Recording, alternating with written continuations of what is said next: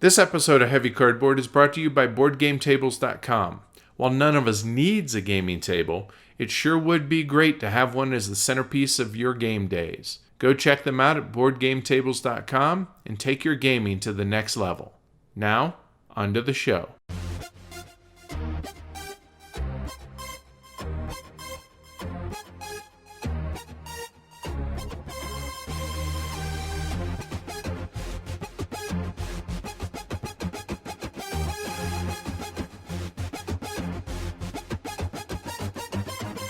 Heavy Cardboard, Episode 53, Panthalos.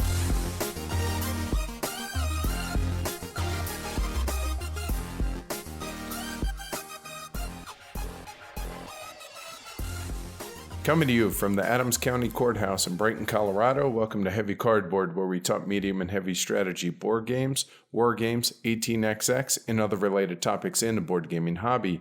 We're your hosts. I'm Edward. And I'm Amanda.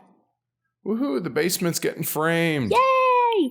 Designing as we go, kind of per our contractor's wants, and it's shaping up to be a pretty great 1,700 square feet space of master suite and gaming area. Yes. I'm really stoked. I'm so excited, and I'm so glad that they are done framing just about, because it is so loud. So unbelievably loud. Oh, just wait until they start breaking up concrete. Hopefully they do that during the day, though. Yeah, but then poor Dana has to listen to it. God bless her, but it ain't us.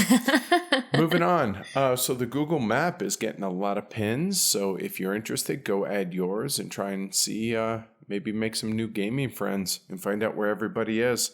We'll link to it in the show notes. Life has been insane lately. The auction was enormous. Our house is covered in boxes and tape and games and bubble wrap and...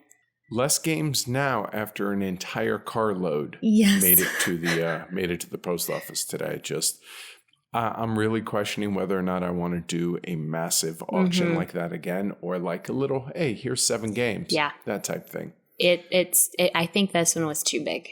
I think so too. There were 6 or 7 sellers, and here from our game group, and I mean, it was successful. It was great.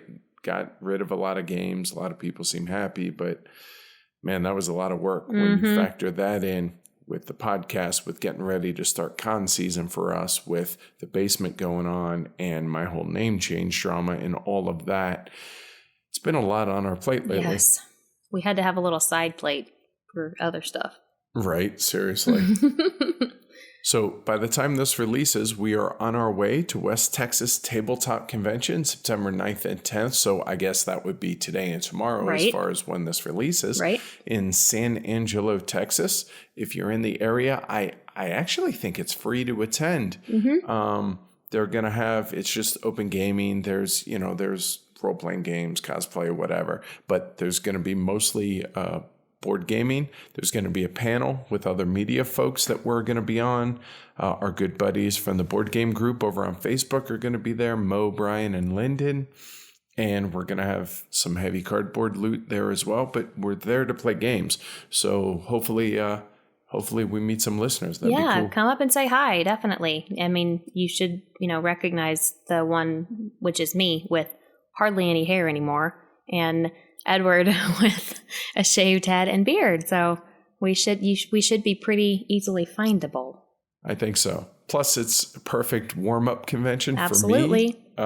With Essen right around the corner, which I got to say, it really hit home today because an hour ago when I got home, my press pass arrived. So that was pretty cool. Yes. Pretty excited about that. Yes, absolutely. It was so cool to see your press pass. I was so excited. We have a very, very busy autumn coming, and Essen is just one piece of it. Right. So, the basement and all the normal home stuff that's going on here, but we have West Texas Tabletop Con this week. We have Essen in right around 30 days. Then we have Sasquatch, and then we have BGG Con, then Thanksgiving, Christmas. Hey, and then get ready for HeavyCon. Yeah. So it just no rest for the wicked. Busy, but first busy, world problems, busy. It's awesome. I love it. I wouldn't have it any other way. Absolutely. Luckily, I'm going to have Matt and Dana here with me while you're in Germany. So at least I won't have to be by myself. I'm happy about that part. Yeah, I'm going to be miserable over there. It's going to be horrible Oh, not having hush. you there. Yeah, You won't even recognize that I'm not there. So luckily, I work for a company that cares about their employees. I asked to move into this tiny little office that has a pocket door and only has one fluorescent light because... Hold on. What? Wait, you called that an office? That's a closet. Okay, fine. It's a closet. That's fine. Call it a closet if you want. And that's why I said tiny little office.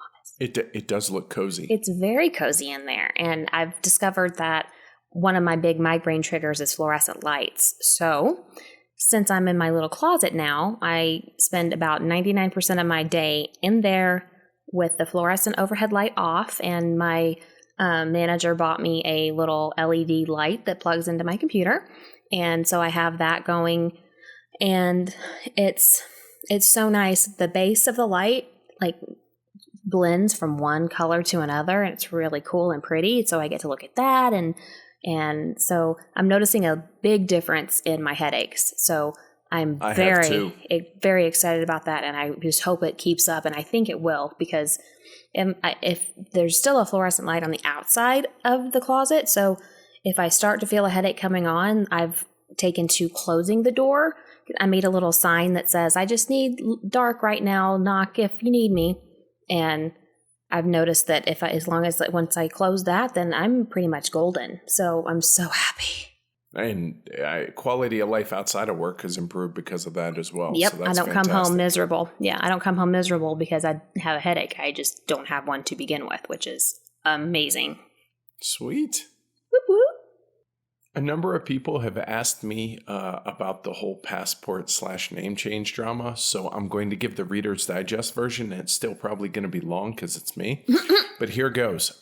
When I was about 9 years old, my mom remarried my stepdad. I was never formally adopted as far as the courts go, but around that same time, I started using my stepdad's last name, which is Euler, which is what I've gone with for the last 32 some odd years. This is back in the mid 80s, and I had a social security card, my driver's license. I entered the Marine Corps under Euler, the whole 9 yards. It was a total non-issue. Well, come 9/11, now it's an issue because every piece of identification for me says Euler on it except for one piece of paper, and that's a really important one when it comes to getting a passport, and that's my birth certificate that actually has my birth name on it. So fast forward to last June, and I found out that in order to get my passport, I needed to have a legal name change to have my birth certificate amended. All right, well, the process here in Colorado is I have to submit to the FBI and the Colorado Bureau of Investigation for a background check, and that takes 12 to 14 weeks for the FBI to respond to that. Well, no one tells you, and no one told me until 2 months into this process, that, if you pay $80 to a channeler, an FBI channeler, you can get that within 48 hours. It just so happened that I got mine in an hour and a half. Mm-hmm. So that 2 months that I waited, I didn't need to wait, but no one ever tells you that. So I finally got my background checks back last week before. And then I had to make an appointment at the Adams County Courthouse to be able to go in front of the judge, swear that I'm me and why I want to have my name changed, yada, yada, yada, and do all that. Well, I called to set up a hearing, and they say, well, the earliest we can get you in is October 14th. And I'm like, I leave for Germany October 10th. That's obviously a problem. And they were like, yeah, sorry, nothing we can do. And I'm like, whoa, hold on a second. I have cookies. I can make cookies. So I really did offer that. I said, look, is there anybody that I can talk to that might be able to expedite the process in extenuating circumstance cases? So long story short, I was able to talk to the clerk supervisor as well as the actual name change judge, his clerk, and they talked to the judge, and the judge said, yeah, I'll waive the hearing, just bring in all his paperwork, but he still has to get it published in the newspaper for 3 consecutive weeks. And I'm like, wait, it's 2016. You still have to publish this in a newspaper? And they're like, yeah. All right. So I go get that. The judge signs off on it. So I'm in the process of waiting 2 weeks from today for it to be the third week that it's been published, and then I can go back to the courthouse, pick up my certified copy of my quote-unquote legal name change to the same name it's been for 32 years, and then I can send off overnight to the state of Michigan to get my birth certificate amended, and hopefully they get that back to me within the week, which I've already talked to the people there. They said they will, and then I can submit for my passport. Ugh. So yeah, you guys can understand why it's been a stressful summer as far as this has gone. I just don't understand why the wheels of justice, I guess, turn so slow. But it is what it is, and in the end, I know I'm going to be able to make it in time. But yeah, what a miserable experience this has been. Just insane, absolutely insane. And for all those folks who don't know how to get in contact with us, Amanda, our website is heavycardboard.com. Our email address is contact@heavycardboard.com. We love hearing from you guys, so please don't be shy. Our Twitter handle is @heavycardboard. Our Facebook page is Heavy Cardboard. Our YouTube channel is Heavy Cardboard Vids, VIDS. Our Instagram is Heavy Cardboard. Our Patreon is patreon.com/heavycardboard. And our BGG guild number is 2044. This is David Cummings, the host of the No Sleep Podcast. The horror stories we tell play games with your head and can get pretty heavy. Good thing you love heavy games. You're listening to Heavy Cardboard.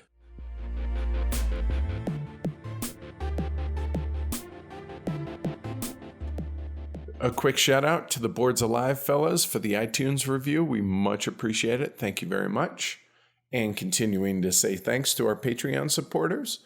A big thank you goes out to Mario Feminius, Hacken Sunderland, Maria Valinsky, Kurt Hesser, Justin Baird, Jay Volk, Marcin Olempa, Paul Grogan, thanks Paul, and Benjamin George. Thanks again to everybody that supports us, both by listening as well as those that go the extra mile on Patreon. We greatly appreciate it. Thanks a lot. All right, Edward, so what is our latest contest? Well, I figured let's give away something great this episode, shall we? Sure. How about the winner's choice of either a copy of Arkwright from Capstone Games or, when it releases, a copy of 1846 from GMT? What should we make everybody do to enter this lovely contest? Since Essen's around the corner, why not hear what everybody's top 3 most anticipated games are that are coming out at Essen? Email us at contest@heavycardboard.com and you'll get 1 entry. However, if you call into our Google Voice account and leave us your top 3 via recorded message, you'll get 3 entries. We'll run this until September 25th, and the winner will be announced in episode 55, the Essen Preview Show. We may edit and use your messages in the show, so just make sure you're good with that before you call. But I think it'd be a fun way to actually hear what y'all are excited about and to share that with our listeners, so don't be shy. Yeah, y'all get to hear our voices all the time. We don't know what y'all sound like. Right, fair is fair, right? Yeah. Or if you don't want to, you still get an entry by emailing. All right, Amanda, give them that phone number. 720-675-8975. I see you shiver with anticipation. I seem to have noticed that there are quite a few new boxes around the house. Have you? Uh-huh. Yeah, let's just get into this. Here we go. So first up, we have a war game, Festung Europa, the campaign for Western Europe, 1943 to 1945 from Compass Games. It's the follow-up to Shifting Sands. It's a low counter-density card-driving game that I'm hoping to get Amanda to play soon, and it has a short rule book to boot. Whenever you showed me that one, I was excited to play that one instead of Shifting Sands because Festoon Europa, I like that theater more than the Northern Africa. Gotcha. All right. Next up, we have Confucius, a 2008 game of wielding influence like a sledgehammer in China during the Ming Dynasty. I bought it in a BGG auction from friend and listener Larry Rice, so thanks, Larry. Funny story on that. Tony Boydell sent us a copy to give away at HeavyCon last year. And he said, hey, it's hard to get here in the States. And so, hey, I thought I would, do y'all a solid for that. I was like, hey, thanks. And then who won it? Yoris. So Yoris said, yeah, and it's going back to Yeah, Edward Europe. told this story as he said, hey, here's Confucius. Who has Confucius? And Yoris goes, oh, it's leaving America again. So then we got a package of games from Board and Dice, Exoplanets and the mini expansions, Dice Brewing, and Multi-Universum, which has some really twisted yet amazing artwork in it, and I cannot wait to get that to the table. A most anticipated package from Stronghold Games arrived, which includes Terraforming Mars, one of my most anticipated games, of last year, and then when it finally came out this year. That was an interesting one. Also, My Village and Porta Nigra, which looks pretty fantastic on the table. I'm excited to get both those to the table. Yep. An incredible laser-cut wood prototype of the game Railroads by Social Hour Games. So the second edition of this, 2.0, was on Kickstarter, but Brian pulled it. He wants to test some things production-wise first, and so he sent us one of the handmade prototypes, and oh my. Thing is amazing. It is an absolute showpiece of a game in the collection, even though it's a prototype. More on that later. Mm-hmm. A couple of games from Don over at Nightworks, the highly anticipated, at least highly anticipated by me, Hands in the Sea, which is an evolution of the Few Acres of Snow system. We talked about this a while back on the show a few times when Tony and I play tested it. Really, really excited to get that one to the table as well. Not to mention Forged in Steel, a card-driven midweight game about helping develop a county here in Colorado around the turn of the 20th century. So it's local history to boot. So yes, please. Yeah. Also got some Meeple Realty inserts. The amazingly intricate new insert for Tricarian. Holy cow. Good thing I like making puzzles or making models, like model cars, model airplanes and stuff, because this is going to be an involved process, but it looks absolutely amazing. Got another copy of Arkwright's Mill to be able to give away on the show. And got Mystic Taverns, which is for Terra Mystica, also to give away on the show. So thanks a lot to Meeple Realty for that. And if you're worried about putting the Tricarian insert together, we could just wait till Brandon from Brawling Brothers comes up for a Broncos game and B could help you with it.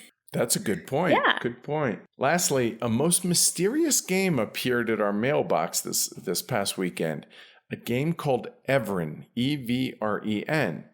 There's absolutely no info on this abstract game anywhere until I read in the rule book that it's available for order or for free print and play files over on Etsy. So it's an abstract game where the goal is to control the center of the board by moving your own pieces there while capturing your opponent's pieces. It's kind of chess-like in some ways. At least it seems. We haven't played it yet, but it has beautiful laser-etched wooden discs for the player pieces, and I want to try and get this played hopefully before next episode so it can say yay or nay type thing. Mm-hmm. It's really beautiful. This is what happens when we put our P.O. box on the website. So thanks, Oliver, and we'll delve into it soon. Wow, Edward, that was a lot of games. Yeah, seriously, it was like Christmas here, and it just kept coming. And most of this stuff I didn't know was coming. I did know the Nightwork stuff was coming because, we were a backer on Kickstarter. But the rest of that, yeah, I had vague ideas on some of it, but the others were pure surprises. So yay. I like surprises. Oh, yeah. And because it's you, I know that you still have games, many games that you're hunting. So share with the listeners what some of them are. Oh, so many. See? I did a live tweet storm of the SM preview list a while back and marked a solid 60 to 70 games for further investigation and to see what to put on the Anticipation Geek list. And by the time this is out there, actually, I will have updated that. So go check it out. Also in the show notes. So there's plenty out there that are common knowledge, stuff like A Feast for Odin, Biogenesis, Key to the City, stuff like that everybody already knows about and everybody's either really excited about or not, as it were.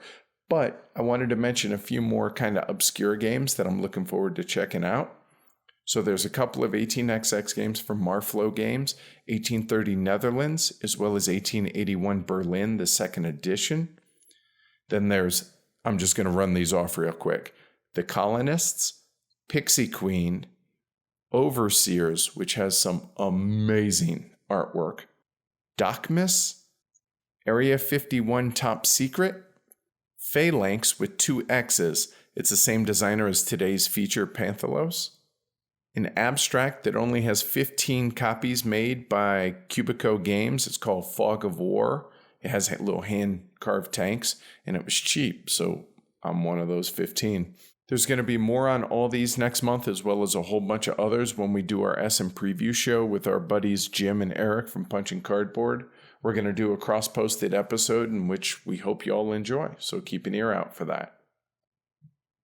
So that's what and by I mean we, which I mean I, are hunting, but looking forward to playing. What you got? We played Terraforming Mars, and I'm looking forward to playing that one again now that I have a play under my belt to try to, understand more about what's going on. Same here. I've only played PAX Pamir once at BGGCon. Cole taught us how to play it, the designer himself, and I would like to play that again. It's been almost a year now, and I love my card games, so of course I'm on board with that, and so I would like for us to sit down and play it if possible. Would you be interested in that, sir? Oh, I would love to. It's absolutely one that I'm jonesing to play. Through the Ages as well, because both of those tied in the last Patreon-supported vote for feature. So I don't know if we should do both or pick one. Either way, we should get both of those played, I feel like. Absolutely. Anything else for you? I'm looking forward to playing more Scythe. I mentioned earlier Multi-Universum I want to get to the table, as well as we have an upcoming episode on Kalis, so more of that, please. Mm-hmm. And I'm going to throw Princes of the Renaissance in there because in theory, I'm hoping while we're gone, Matt will learn that so we can teach it so the four of us can play it. All right, so I've been talking a while. You want to start with what we've been playing, or at least what you've been playing? Because sure. There's some crossover, but not a ton, I don't think. Yeah, there is, but that's okay. Oh. Maybe different sessions, but yeah, a lot of the same games. Obviously been playing a lot of Panthalos. The board game group guys came up to Colorado Springs, Parker area, and stayed with one of our friends, Dave, down there, and we all hopped in the car and drove down and played games with them all day on Saturday, which was a lot of fun. And it was great to see the fellas. It was, and we get to see them 2 weeks in a row. Yay! Brian, Dana, and I played the Age of Steam map, the Berlin Wall, and I got my teeth completely kicked in, but still had fun. We also that seems to happen a lot to you in first place games. Of Age of Steam maps. Yep. And then after that, then you come to womp on people. But that first game can be a bit rough. Well, I don't know about the womping, but I at least don't get my teeth kicked in. Maybe just punched in the face a little bit. Absolutely. I also played Railroads there, which was that's a really pretty game. Well, it's not only pretty, but it has like an Age of Steam meets Winsome feel to it. Because the designer is friends with John Bohr, and they both live there in Pittsburgh, in the Pittsburgh area, so it would make sense that he would kind of draw some of his inspiration from the Winsome games. It has some, I guess, a good way to put it would be unintuitive track lane rules for those that are experienced in Age of Steam or an 18xx game. But it wasn't unpleasant. I enjoyed the game. It just it took some getting used to, and you almost had to retrain your brain how to lay track in that game. But oh my Lord, was that a beautifully produced game. So keep an eye on Twitter for the next couple of weeks while we play it some more before we talk about it some more. So yeah, keep an eye there. Yep, and that's actually why we played the Berlin Wall map, is because Brian and Dana and I were like, yeah, we really want to keep laying down tracks. So we played Age of Steam. We also played Terraforming Mars, which we enjoyed. Not last week, but the weekend before, we went over to Banker Dave's house for his birthday, and we played Dominant Species, a 6-player game, which was awesome. Fantastic, with a couple of new players that don't normally play heavy games. And they did great. Yep. And The Climbers, which I had actually never played before, and that was a lot of fun. How had you never? That was such a shock to me when you said that. I don't know. I feel like I had failed somehow. Nah. So what have you played that I didn't mention? Anything? Oh boy, there's a whole lot here. Let's see. So I played the War Company expandable card game, which is, it's a simple card game rules-wise, where the goal of the game is to deck your opponent or run them out of cards.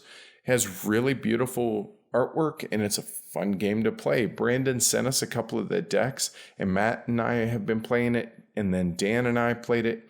And once we got a couple of simple rules questions answered, we've really genuinely enjoyed it. It feels familiar and at the same time original, which I think that's a compliment, I feel like. Yeah, I would take it as that.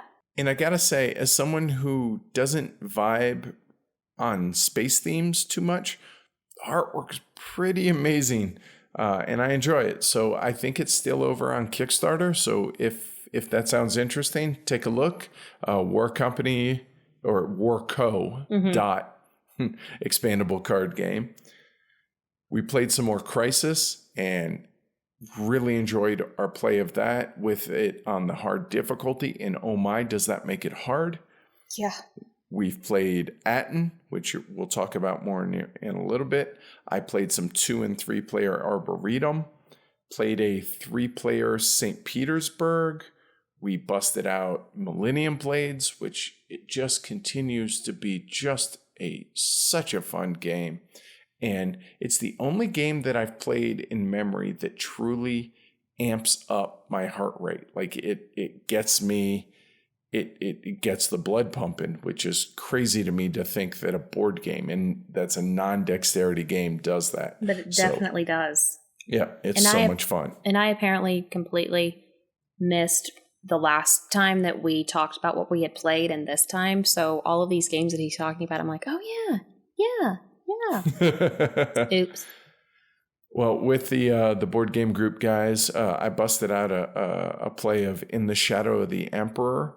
Mo wanted to play that, and it's an old game, and it very much shows its age because it has some mechanics in it that they just feel older, like you would expect in an older game. However, the area majority stuff in it I really enjoyed, and it was not an unpleasant game. It's not one I would be, ooh, we need to go play that. But at the same time, if somebody said, hey, let's play In the Shadow of the Emperor again, I'd say, sure, we got, an hour, 90 minutes to kill. Let's do it. And I played it once a couple years ago, and I didn't care for it. But again, that was a couple years ago. So yeah, I'd be interested to hear if your tastes have evolved to a point to where you would enjoy it, or no, that's just not your cup of tea. Mm-hmm. After playing that, Mo kicked my butt in a game of Clask. I've heard Kimberly talk about that and some other people on Twitter, and it looked like kind of a magnet version of shuffleboard or air hockey, kind of. And I was like, but when I played it, okay, that's fun. Yeah, that was a lot of fun. It was smaller than I expected. Sits on the tabletop, but just a lot of fun. A really cool little air hockey implementation with magnets. I think that's a good way to think of it. Also played a couple games of Card City, which continues to be one of our the hot filler for right now for a lot of us in the group. Mm-hmm. Then there were 2 last ones, and I'm going to butcher the pronunciation on this one, but it's Condottieri, I think. And this is an old game where it's a backstabby card game to where you're area control, as well as not really trick taking, but just a really interesting card play. And it has the worst shaped cards in the world, but really fun. We enjoyed it. That was a good end of the night game for all of us to, stab each other in the back a little bit. And then last but not least, man, what a joy this was. Thanks to Matt for asking to play it, but finally got Three Kingdoms Redux back to the table. And it was Matt's first play and Dan's first play. And both of them were like, yeah, we need to play this again and often. This is fantastic. And yup, we know already. So I'm glad that I was able to spread the love. But thanks to Matt for bringing it up, because I don't know why it hadn't hit the table, but I'm certainly glad it did. It was so much fun. We want to thank the great folks over at Game Surplus for their sponsorship of the show. When you put together great people with a great reputation, with a great inventory of games, which includes many imports and hard-to-find games, you have a winning combination. Their tagline is home of great games at great prices, so check them out at gamesurplus.com. If you're looking for an import game, or really any game that may or may not be widely available, don't hesitate to contact Velma at gamesurplus.com and she'll work her magic for you. And when you do, make sure to tell them that Heavy Cardboard sent you.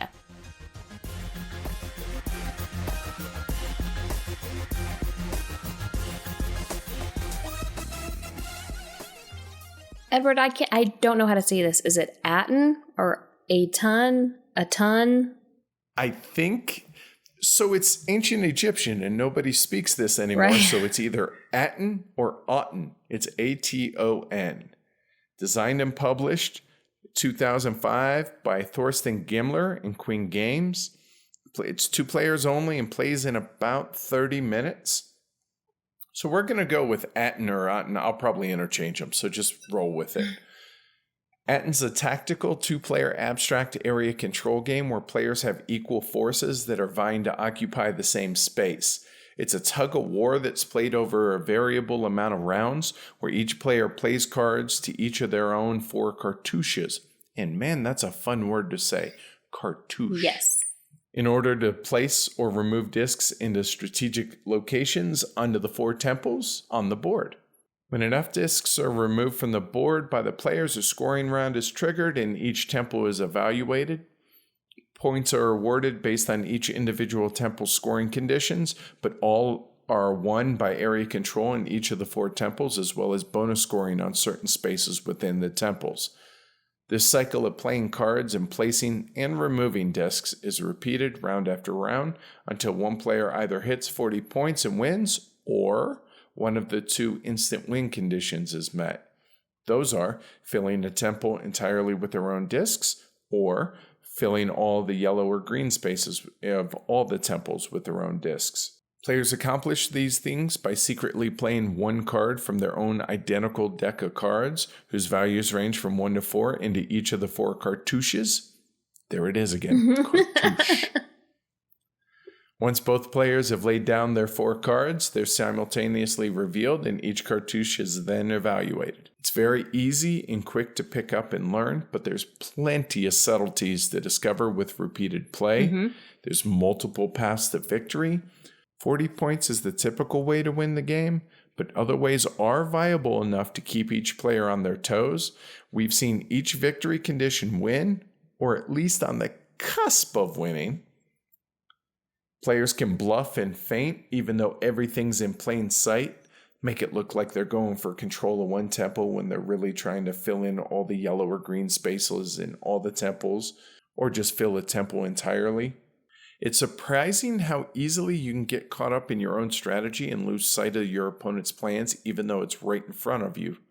It really is. One of the last times we played this, I tried to do the immediate win condition of filling in all of the yellow areas. I was almost there and you figured out what I was doing. I was so frustrated. And then you wound up winning. It's funny. I mean, the board's right in front of me. It should be obvious that, oh, hey, you have almost all the yellow filled in. I need to either place in the yellow and or remove some of yours that are in the yellow spaces. But you get so caught up and you have so many balls in the air that you're juggling and stuff and get lost in your own head. It's easy to miss. It very much is. You forget that you need to be doing something other than focusing on what you're doing. Totally. So there's variable timing of the scoring, which is an interesting twist. Mm-hmm. It's possible to go through an entire deck of cards and then reshuffle before enough discs are removed for scoring to trigger. Other times it can happen in like 3 or 4 rounds because you're removing just a ton of discs. It all depends on if the players feel they're in a position to score well or not. So you might drag your feet. Oh, hey, I don't think I'm going to score a lot of points looking at the current board state, so I'm not going to remove a lot of discs. And I know that you know that I know that you know, even though, again, everything is out in the open except for what cards you're playing into what cartouche. Cartouche. You shouldn't have all the fun. And it's competitive every single time. You don't go into it thinking you're going to have the exact same strategy that you tried before, because that rarely works. So it's because it's like that, it doesn't get stale. You can play a different game every time, and it's always competitive. Totally agree. You can also play to tie in the different temples in order to negate scoring. It's a viable strategy of defense while you buy yourself time for one of the instant win categories, if that's what you're trying to do. The card play is clever in that even though your cards only range from 1 to 4, each cartouche assesses different rules. So playing which card in what cartouche can be a bit of a brain burn in and of itself. So you're kind of playing your own game as well as trying to play your opponent's, and that can add layers of decision into every card play. Each player has one single-use exchange token that they can use to redraw their hand of 4 cards, which really helps offset a poor draw and a really inopportune time. Mm-hmm. And there's just a surprising amount of play in just a tiny box in a quick playtime. You can easily do like a best of 3 in the time of a regular quote-unquote school night game, right, but not feel like you wasted your time playing a game without meaningful decisions. Right, and even if you don't want to do that, you can also, hey, it's 8 o'clock, let's play a quick game before we go to bed or before we start to wind down for the night. Pop this out and play it, and it's just enough thought needed to be, fun and not boring, but it's not so much that you're mentally absolutely exhausted after you play it. Spot on. So on the flip side, some stuff that, well, at least on a negative side that I feel like I should bring up. The theme is non-existent. The ancient Egypt theme, while making for attractive artwork, could not matter less. No. It's an abstract. The cards are small, like mini Euro or whatever, something like that. Ticket to Ride, original small card size. It's not an issue for me, and the numbers are big enough on them to where you can read it clearly. But still, again, if you have big sausages for fingers like I do, then, it might be a problem for you. I have tiny little girly hands, so it doesn't bother me.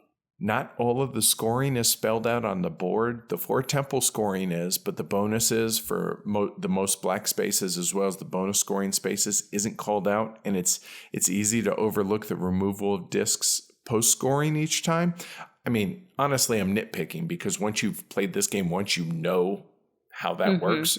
So and the rules are literally 4 pages, front and back of 2 small sheets.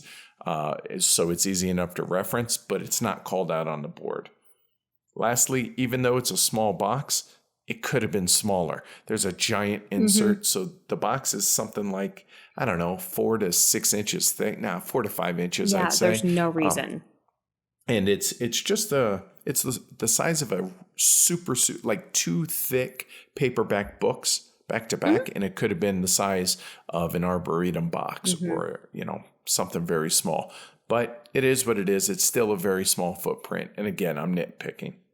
So in summary, Aton is simple to learn small game with a hard, how do you pronounce it, name that delivers a surprisingly enjoyable amount of challenges.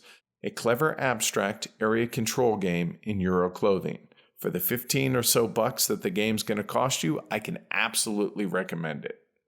So for me, for a filler as it is, it's an easy 5 for me. How about you? Same. It's a really, really good one and enjoyable. And like I said, you don't have to use your brain so much that you're not mentally ready to play a harder game after. But it's just it's more complex than Bandu or something.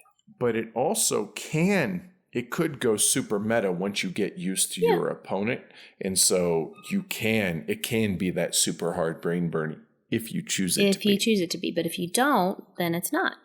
And that's Aton or Aton. Cartouche. Aton?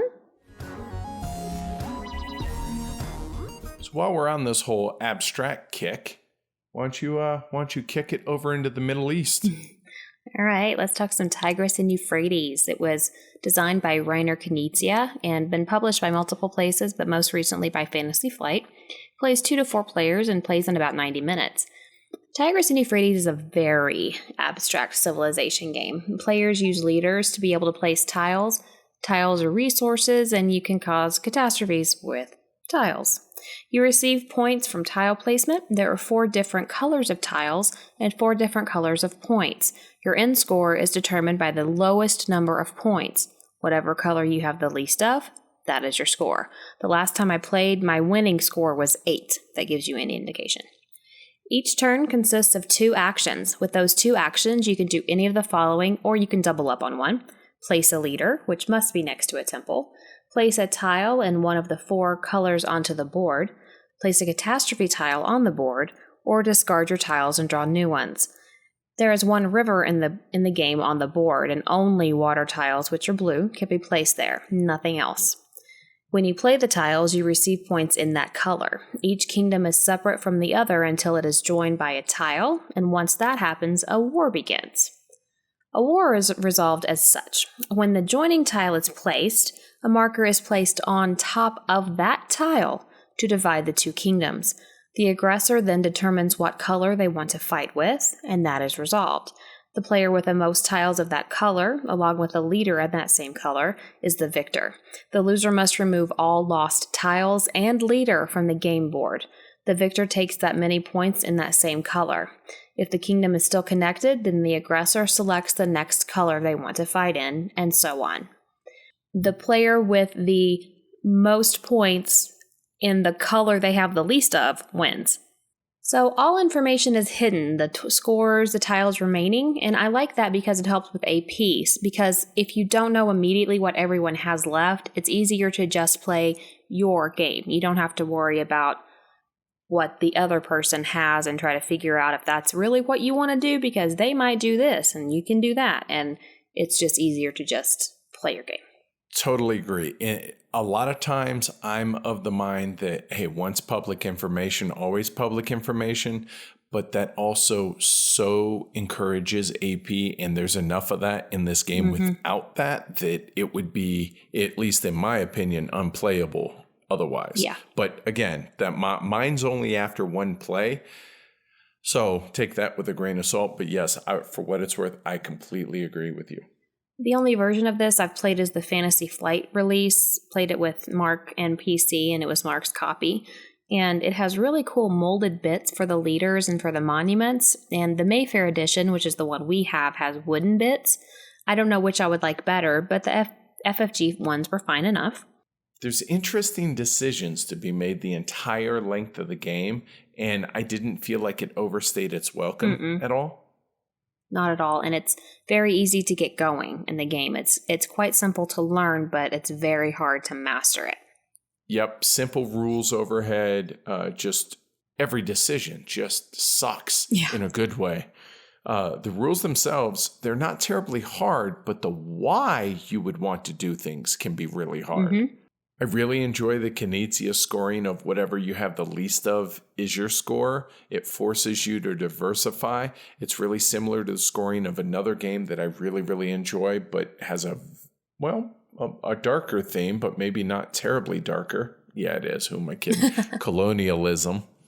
As our listeners know, we're not super keen on luck-filled games. However, the luck of the draw here, it really forces you to solve short and long-term problems here. Or short and long-term puzzles, so I can understand, and it fits the game here. It makes sense, and I like some of the uncertainty that you need, be it a war game, a civ game, that type of game. Right. I mean, the back draw for tiles can be frustrating if you don't draw the color that you need, but I like playing with what I'm given, and it makes it more difficult in my mind. Everybody's in the same boat, right? And it can be very frustrating, but also rewarding whenever that piece falls together and you're like, oh, that! Either that or, hey, I made applesauce out of oranges. So there's lots of screw you opportunities and moments, which can be good unless you're the victim. But even then it can be, oh, okay, that was an awesome move. Good job. Good job. Yeah, asshole. Exactly. And last but not least, I mean, there's just really great mental gymnastics in here. The game feels like a true brain burner, and I thoroughly enjoy that and all the frustration that game can provide. Mm-hmm. So I played this game twice in quick succession, and maybe I just have story eyes. I don't know, but what do you not like about it? Well, there's quite the learning curve on this. Now, the rules aren't hard, but the actual strategy and all that goes into it, there's a bit of a curve, and it really, really was difficult for me to wrap my head around. AP can crush the game, and that's with all the stuff hidden. I know that I AP'd the hell out of a couple of my turns, and it was really frustrating that happened. And I felt bad, I guess, for everybody else that I was just paralyzed by overanalyzing stuff. But also some of that comes from, wait, if I do this, how does that work again? Mm-hmm. That type thing. So I think that might go down some with repeated plays. So again, take that with a grain of salt. It's possible for players, or in other words, me in my first game, to lose a significant battle and just be out of the game midway through. Keeping straight internal versus external conflicts really kicked my butt as well. I read it as described as internal conflict is like a purely political struggle within a nation. It determines control but doesn't damage infrastructure. External conflict is like a war between nations. Towns will be burned, fields will be salted, etc., etc. Mm-hmm. Had I known that ahead of time, that would have been helpful. Yeah, that's a really good way to describe the difference. Exactly. That would have helped me keep it straight in my head. And you're going to have to pay your dues to get good at the game. The differences in experience levels will absolutely punish new players. Again, this isn't necessarily a negative. It's just food for thought for folks. It's a game that I can appreciate, but I'm just never going to dedicate myself to getting good at it. In that way, it's similar to chess or Go or something like that. And it has enough depth to warrant the amount of time and practice to get good at it, but that just doesn't interest me. And that's fine if it doesn't, I don't want you to force yourself to play it. Right, and I won't, but it's a game that I don't mind having it come out and having it kick my butt, every so often. Mm-hmm. Tigris and Euphrates is Knizia's best game, I think. I've played it twice in immediate succession with 3 and with 4 players, and it's a game that will take at least 10 plays before I have a good idea of how the intricacies of the game work. After my initial 2 plays, I feel wholly confident in rating this game a 5, and it was in my top 50. Interesting. That's strong. Yeah, I really liked it. For me, Tigris and Euphrates is a divisive game, and I understand why. The depth of the decisions and the layers that I'm sure will reveal themselves with repeated play reward those that choose to dive down that rabbit hole. I feel comfortable comparing that aspect to other games I've heard described like that, games like Go, chess, Dutch Inner City. Games that reveal more and more about themselves after dozens or even hundreds of games. While I appreciate games like that, they're not games that I want to spend the effort and time with. Don't get me wrong, I certainly would enjoy playing Tigris and Euphrates more, but I also understand that I'm never going to get good at it. And I'm okay with that. But I do want to play it more. But at the same time, I'm not jonesing to play more. I appreciate the genius of the game, but I also appreciate that it's not going to appeal to all gamers nor to all groups. So with my one play, I'm not willing to rate it, but I understand the love that it gets from those that love it, and I understand the dislike from those that dislike it. And that's Tigris and Euphrates.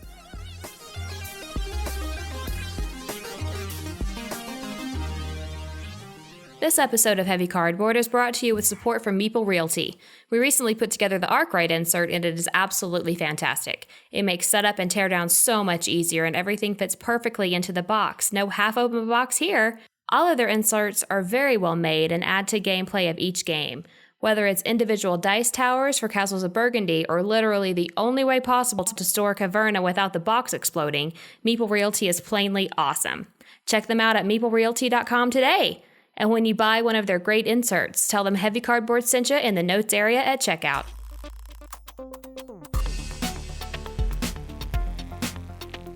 So earlier we talked like Egyptian stuff, so now let's talk mythological type of things. Yeah, ancient Greece, and that is Panthalos.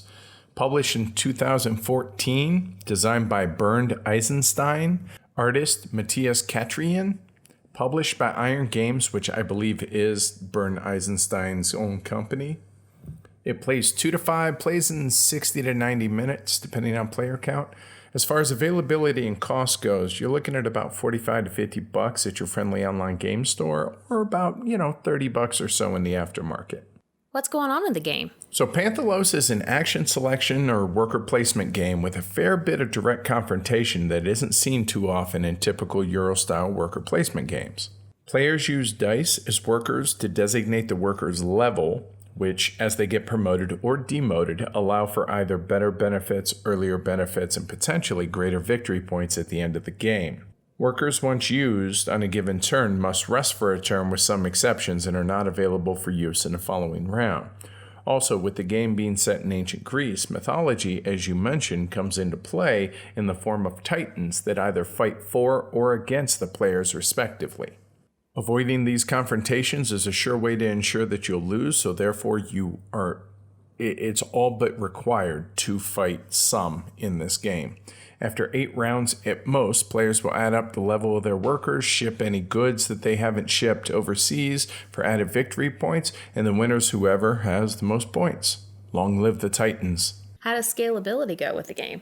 I think it plays great at all player counts that I've played. Let me start by saying that the game board's double-sided based on a player count, be it 2 and 3 player on one side, 4 and 5 player on the other side. So I feel like the game definitely scales appropriately, but if you crave tighter worker placement games, then the higher player count is optimal for each side of the board, which is 3 and 5 respectively. However, I have to say that while I do enjoy tighter gameplay in regards to the more constricted actions in most action selection worker placement games, I was really pleasantly surprised that it played great across that entire range. Right. The only one that I haven't played is, I haven't played it 4, but I've played it 2, 3, and 5. And I gotta say, I really enjoyed the 2-player a lot more than I was expecting to. Same here. Definitely. I don't want to call it zero sum, but as we'll get into this more, obviously it takes out some of the mystery as to who you're going to be fighting when you're in the arena. However,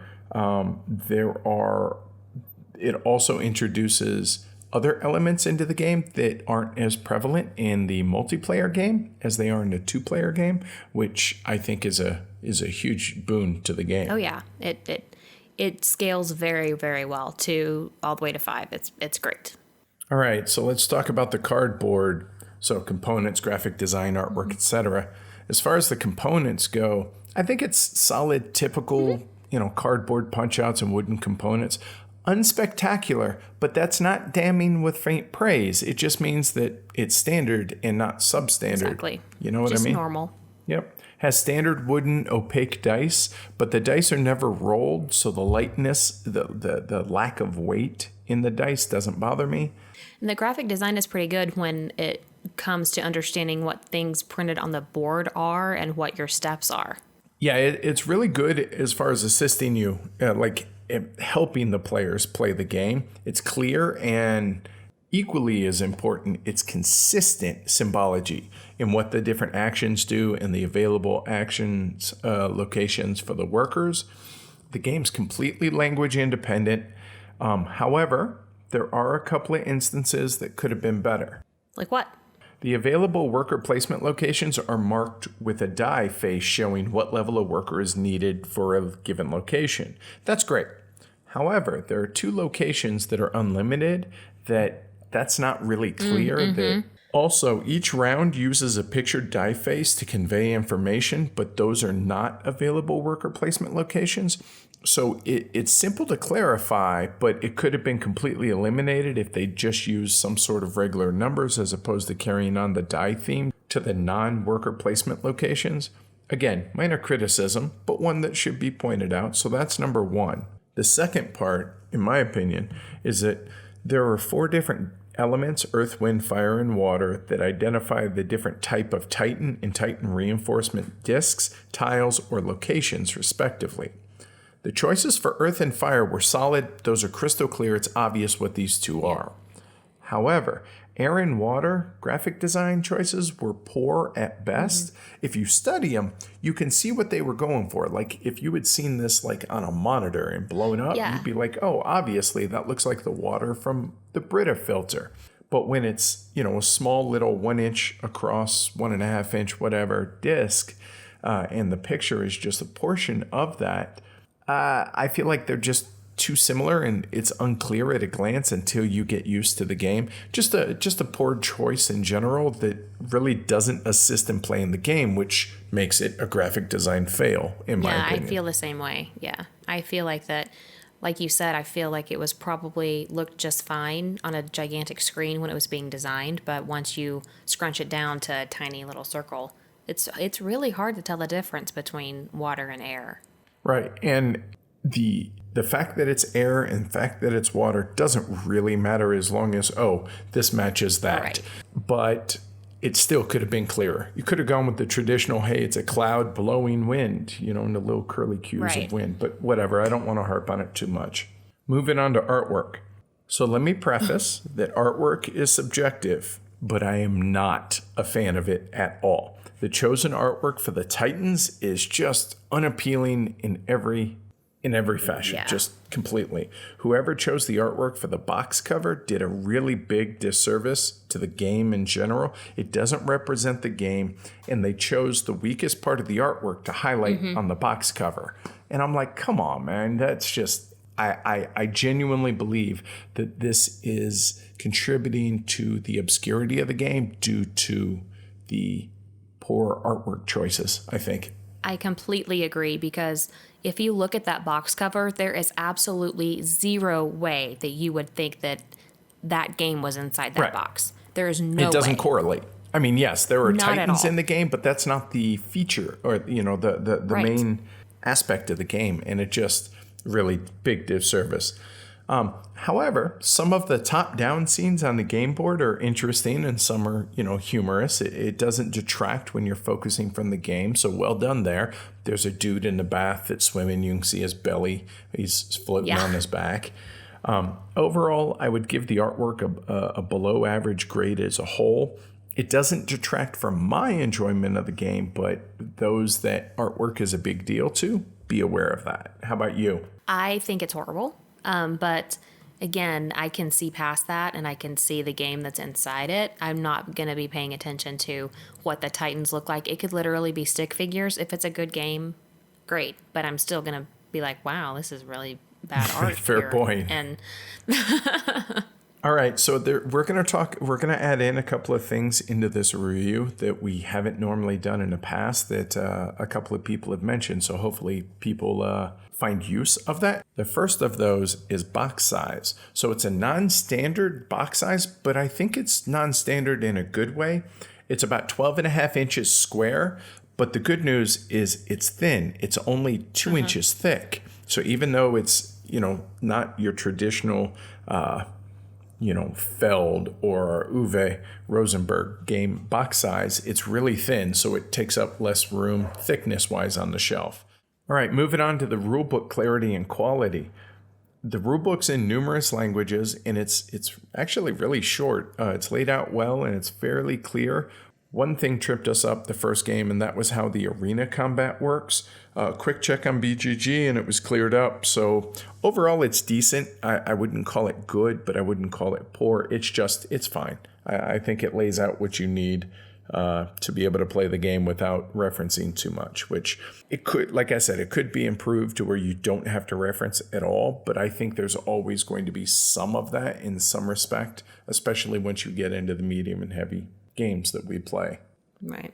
Another topic that listeners have mentioned wanting to hear about is the time to teach setup, tear down, etc. of the game. How does Panthalos rank on that? So as far as setup goes, it's really straightforward. Just piles of tokens. Each player has their own player pieces. There's a little draw bag for the goods tiles. Very, very simple setup. Very, very straightforward.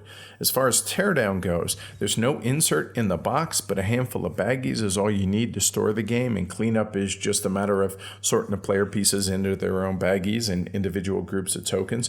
Again, very straightforward. And I, for one, appreciate the lack of an insert with the game, because more often than not, these hit the trash anyway. So if in general, if that can help to bring the cost of games down, hey, I'm all for it, you know? Absolutely. And don't get me wrong. I mean, obviously, we're big fans of Meeple Realty's inserts and stuff like that, but I'm talking the stock inserts that come with games. 99% I would just rather they don't exist. I think everybody would. As far as teaching and learning, pretty simple and procedural approach I've noticed works well. Place workers one at a time once all players pass. Resolve all action spaces, save for those that happened immediately upon placement.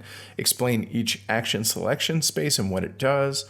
Explain combat versus the Underworld Titan and versus the other players in the arena. And then the endgame conditions and potential other end-game condition, as well as end-game scoring, and you're all set. So not too intricate here. And it's not going to take you an hour to teach it. Correct. All right. So what do you think? Heavy, medium, somewhere in between? What do you got? More medium than like medium heavy, because there's just not a ton of complexity going on here. It's not a heavy game when it comes to rules and mechanics. I agree. It's I'd put it solid medium here. So rolling on to complexity, really straightforward, relatively low rules overhead, I think. Mm-hmm.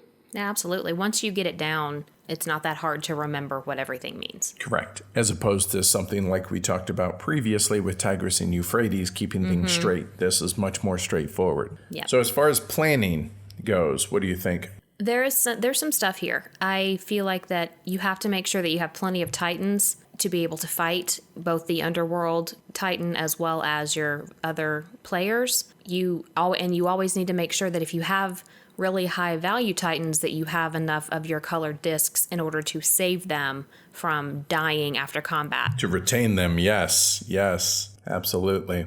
It's mostly tactical, I would say, because of everything wiping and being refreshed at the beginning of each turn.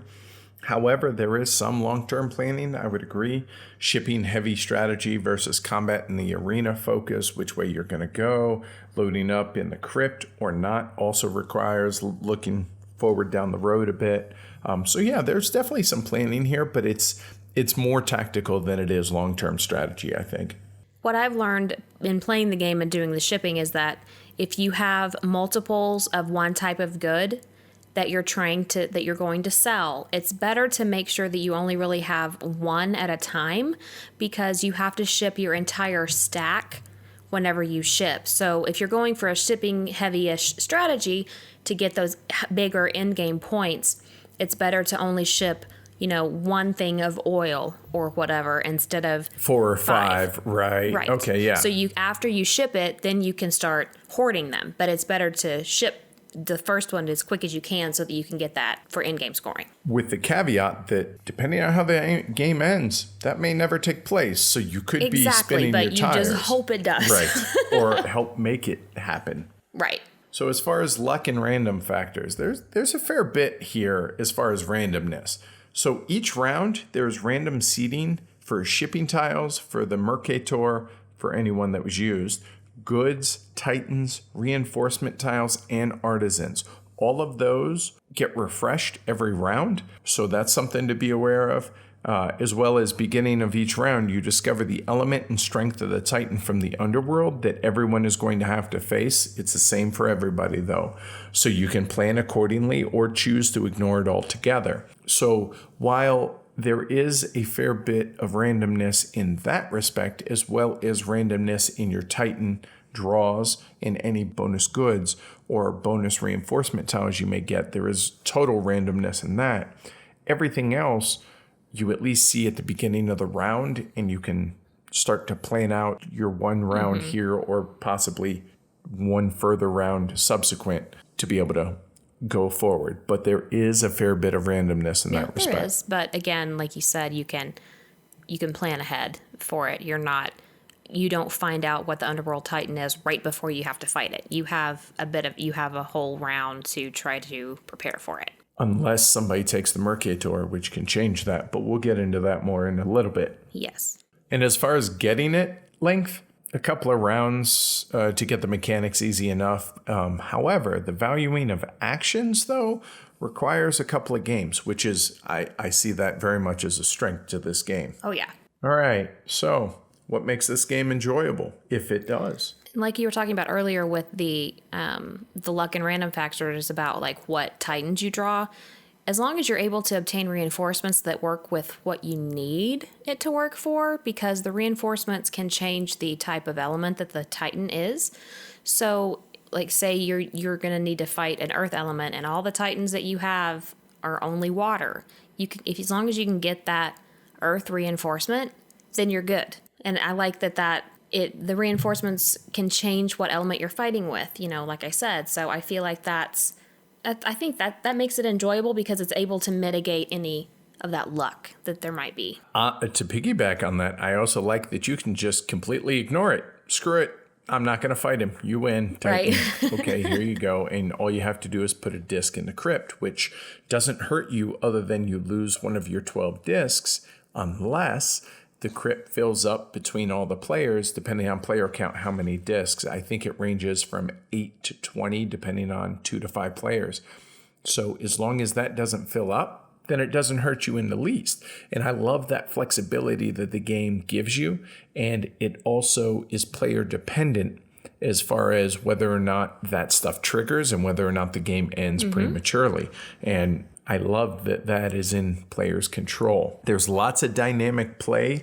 Priorities can change, dictated by the actions of other players. Like, oh, I was going to do this. Well, okay, somebody took that. Okay, I'm going to have to change and adjust. So it's not just how do I work around that? It's, wow, my whole plan might have to change, but it doesn't screw you in a way that, say, something in Agricola would, to where, oh, I really needed X spot. This, you can adjust, but it's not that there are ways to circumvent it. You just have to completely change what your goals were for that round. But I see that as a positive, that it forces you to change things on the fly. Oh, absolutely. Things in the game change game by game. And Dana said it best the last time we played it. She said, I haven't played the same game twice, and I've played this 5 times. Yeah, that's a huge compliment to the game. I think that's great. Earlier, I mentioned as far as the tightness of the game, especially in the 3 and 5 player counts, respectively, because that's the higher player count on both sides of the board. Definitely, it feels constricted. And again, I see that as a good thing. It doesn't have the stress and tension. Again, I keep going back to one of my all-time favorite worker placement games, which is Agricola. But it doesn't have that level of stress, but it does have the tightness that Agricola has, which is great.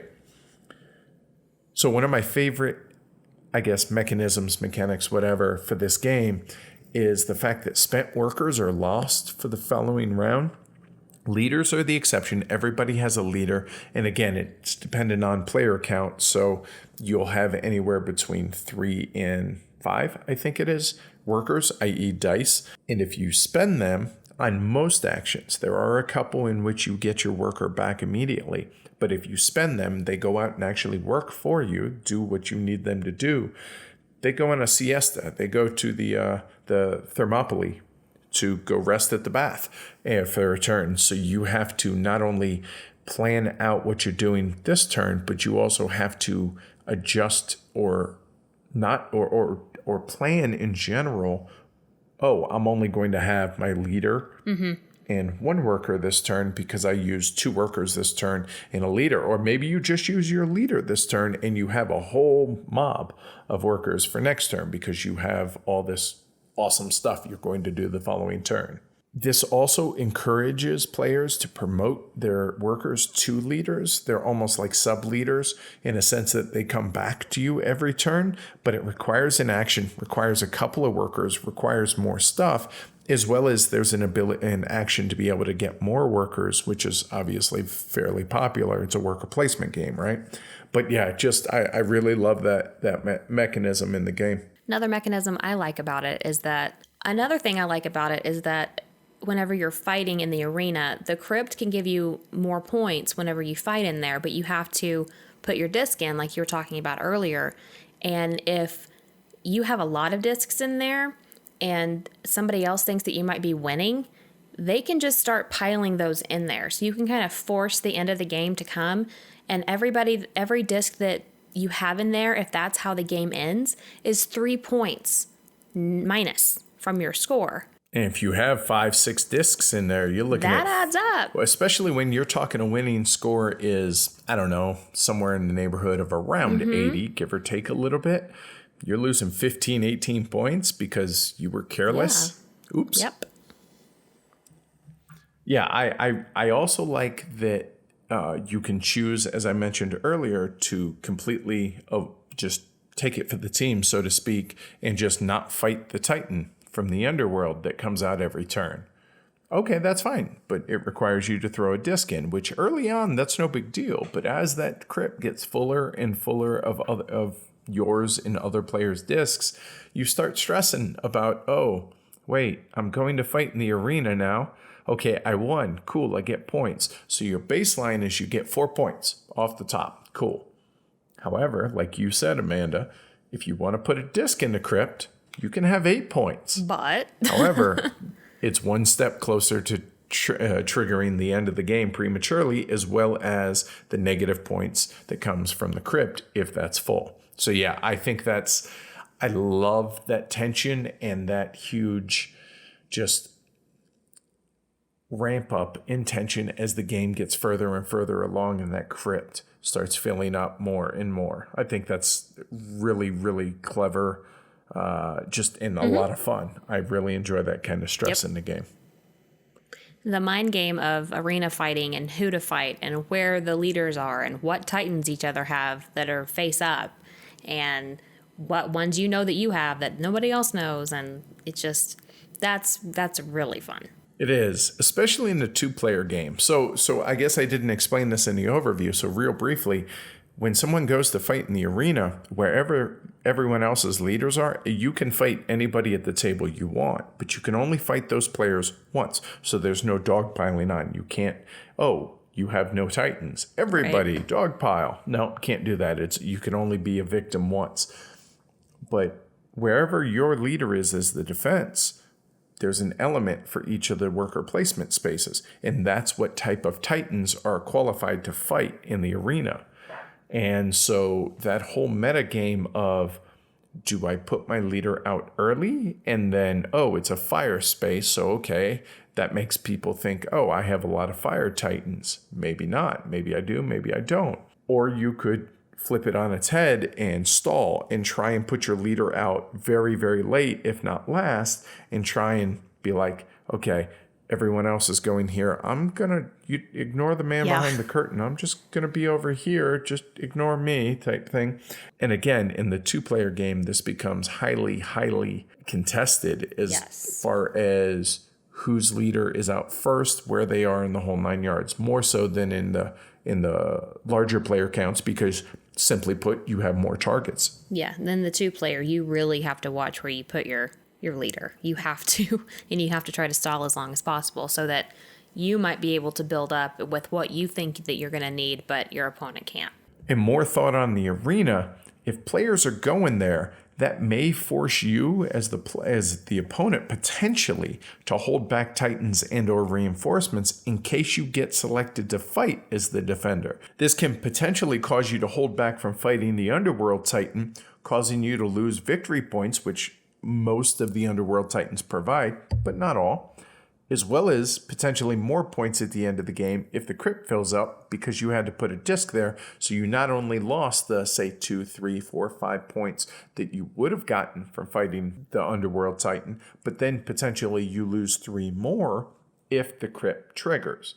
So just a lot of, I know that you know that I know that you know type stuff. And I really, really enjoy that because the game, the rules are not clear as far as what's face up and what's face down. We have taken upon ourselves to play once public knowledge, always public knowledge. So once you have used the Titan to either fight the Underworld Titan or to defend or to attack another player in the arena, it stays face up if you retain it. That goes for reinforcement discs as well. Everything else is already face up. And I think that works really, really well because it doesn't bog the game down in AP. It becomes a bit of a game of chicken almost, and in a good way. The game encourages you to compete in the arena both for the valuable victory points, but also to force other players to spend their Titans and reinforcement tokens. Yet at the same time, it doesn't force you into it. But it does say, much like Through the Ages, force you to keep within striking distance with your military, or in this case, Titans and reinforcements. You don't have to be a warmonger, but you can't ignore it either, as you're going to make yourself a target. Again, even if you get attacked, you can only get attacked once per round. However, the penalty for losing is you have to demote 1 worker. That in and of itself really not that punishing. But what you're doing is, if you're making yourself an easy target, is you're just gifting your opponents 4 or 8 victory points every round. And so therefore, you don't have to be the strongest, but you just have to have enough to where people think twice about wanting to, choose you to fight in the arena. And I think that is really, really cool because that actually was the deciding factor. In our most recent game, Dana had a ton of Titans hidden.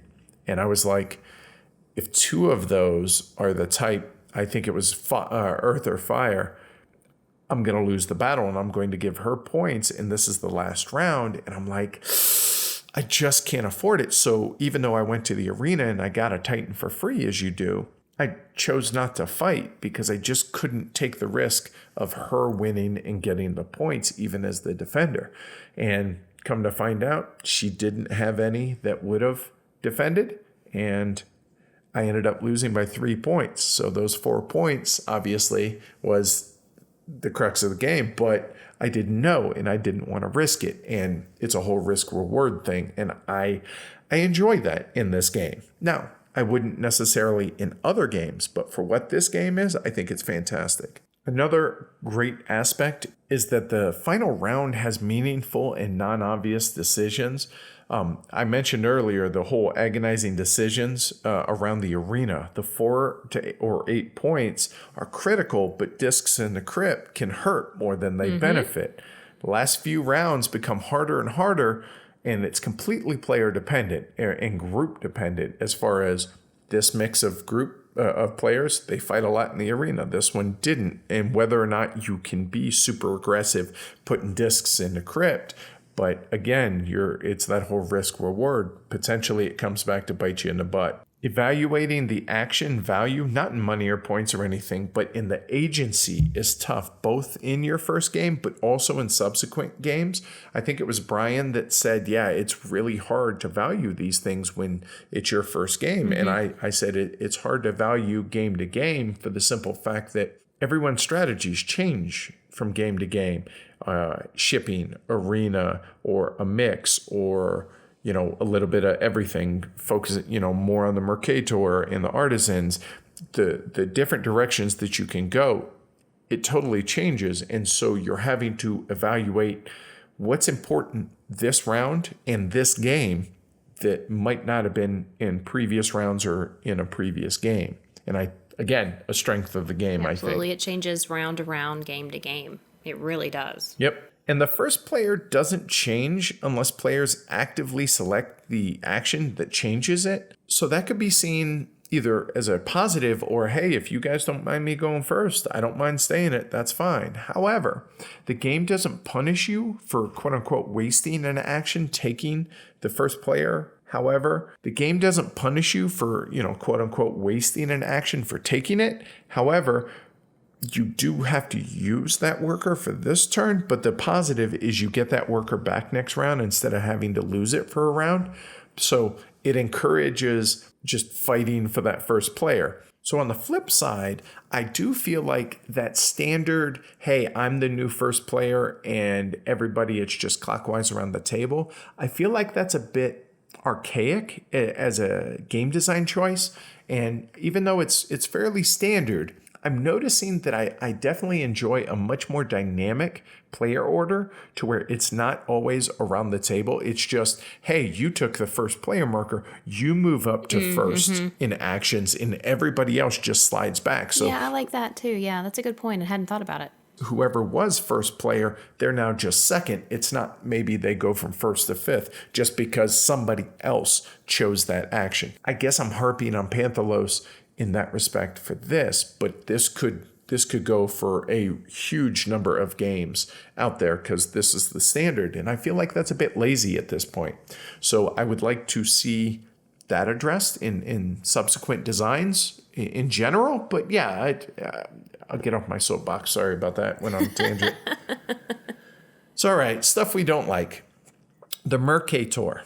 It seems like an afterthought, and it's really not in line value-wise with the other actions. Now, again, you've played this, 5 times? I think so. I've played this 6, and it really, because the Mercator is not as valuable, even though it's not a worker placement selection, it's not an action selection space, it's something you can do in addition to. It lessens the impact that the artisans have as far as upgrading goods and the value that action selection space has. So I feel like that is a definite weak spot. There is a variant that I kind of came up with that we haven't tested yet that I think would help offset that, but it might make it too powerful now. And that is the fact that instead of being able to upgrade just one good with an artisan, you can upgrade all your goods of that type, or maybe limit it to 2 or 3 or something like that, to where now the Mercator doesn't take 5 and 6 actions to be able to actually trigger it. It now takes 2 to 4, and that seems a little bit more in line for the benefits that it gives. So that's the one really thing about the game, I feel like. Yeah, just the scores that you can get from doing the Mercator, I don't feel like they are anywhere near close to being in line to what you have to do in order to complete it. I agree. Yep. In order to be able to get the highest number of points from one of the Mercators, you have to have 3 goods tiles and that are fully upgraded. And it's really hard to do that because you have to get the right artisan and you have to use the discs in order to upgrade. And there's just so many steps that you have to do. It's not worth the small number of points that you receive for doing it. Right. I mean, yes, in addition to the points, you'll get bonus things like 1 or 2 titans or a titan and a reinforcement and all that. And there is one other cool thing that we haven't mentioned, which is the fact that at the beginning of the round, everyone sees what the Underworld Titan, everyone is required or not to fight that round. Well, whenever you ship with the Mercator, you can look at the next round's Titan and secretly and decide, oh, I want to keep it as is, or no, I'm going to put that one on the bottom. And now what was going to be next turn is, surprise, it's this turn. So you can kind of sabotage folks. But again, and that might turn some folks off. You could just choose to not do that, I suppose. But the fact is the Mercator is so underpowered and so underutilized that it just becomes a non-entity in the game and people just ignore it. And so that's definitely a strong downside to the game. But again, it's not an action selection space. It's something you can do in addition or instead of taking a worker action. So it's not game breaking by any stretch of the imagination. This is still a fantastic game. It's just, that's one glaring flaw that I feel like the game has. Yeah, it's like you just completely ignore the middle of the board. Because that's where the Mercator is set up. And then we've already hit on this already, and the artwork, especially in regards to the Titans and the box cover, just a big fail as far as I'm concerned. It was. There are a few ways to possibly win the game. However, I feel like that really the only good strategy to have is get a lot of Titans, get a lot of reinforcements, fight a lot in the arena, and win. I don't know. I have been awfully competitive on a shipping strategy to where, I'll take a little bit of Titans, a couple reinforcements here, just to make myself not a huge glowing red, here, pick on me target.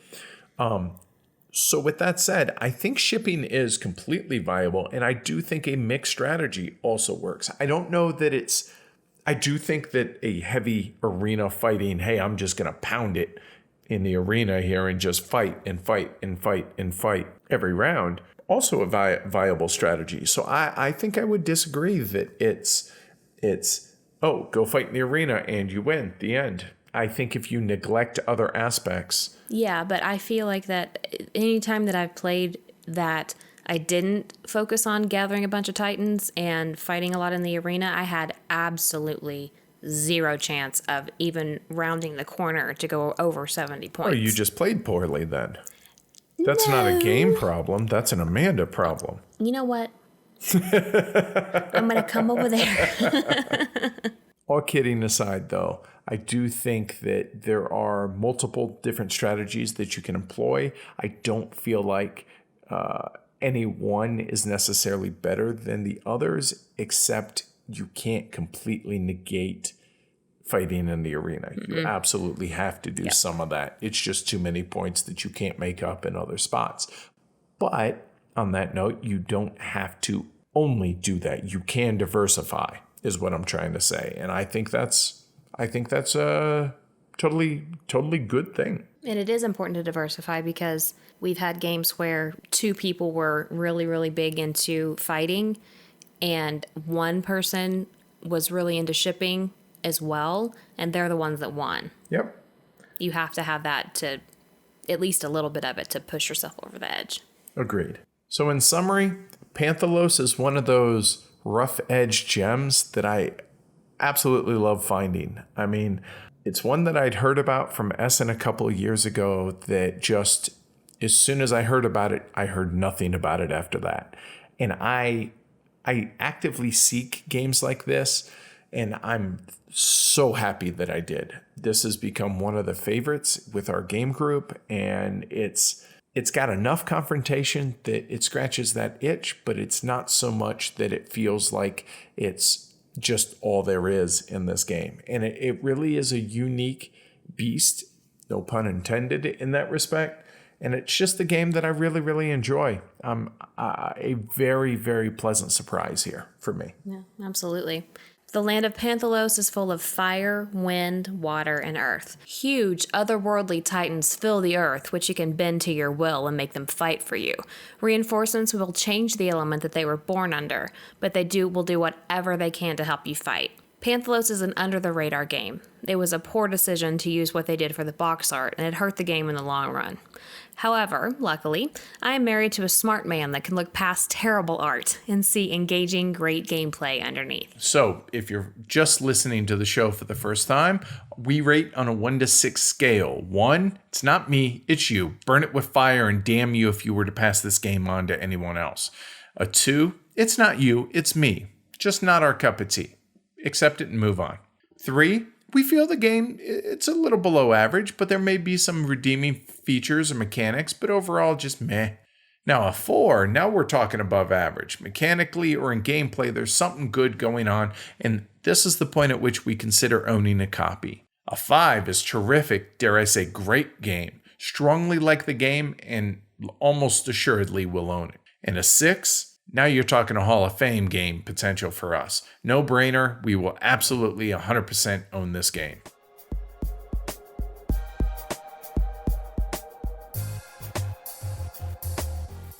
All right, so as far as a rating, ladies first. I'm going to rate Panthalos a 5. The game is very good. It's one that just because we've played it so much so recently, I'm not going to be like fighting to go to the table to play it. But again, I'm not going to, I'm not going to turn down a game. I really like it. I feel like there's still some different strategies that I can try, that I want to try. And I'm still really interested in trying your variant with the artisans as well. What about you? It's a strong 4, which makes it a 4. Just the Mercator really, really bummed me out and kept it from being a 5.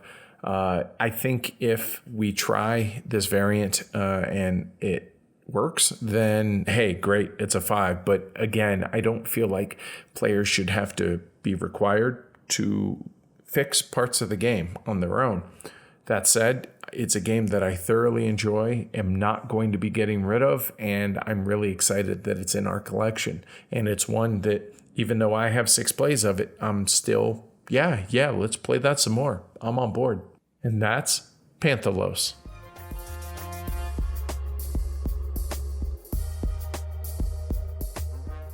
You about ready to wrap this up? Yep, we gotta get going. I mean, I guess right now we're in the air, aren't we? Yeah. On the way to West Texas Tabletop Convention. So again, don't forget about that. If you guys are anywhere and is in the San Angelo, Texas area, come on down, say hi. We'll have t-shirts, pint glasses, etc., and hang out and let's play some games. Yeah. So when we get back, I don't know what the next episode is, but I'm looking forward to it nonetheless because we finally are getting on top of things and there's a whole lot of gaming planned and I just cannot wait. Oh, and there's like 30 days till Essen. Woohoo! Yay! Catch y'all soon.